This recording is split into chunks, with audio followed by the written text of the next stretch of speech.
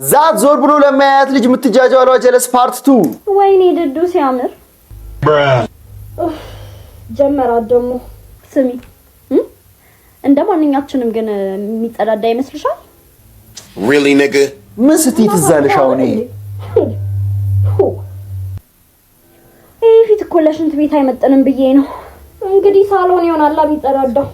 አቡ ቀልዱን ተይና ማለት ነው ባለፈው ቴክስት አድርጌለት አልመለሰልኝም እና ዛሬ ደግሜ ቴክስት ሳሎን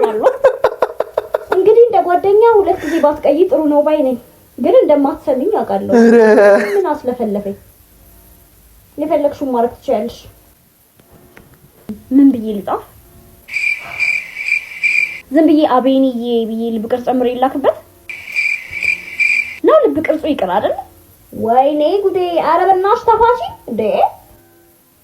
ቢዚ ሆኖ ነው እንጂ እኮ ይወደኛል የምር አይደለ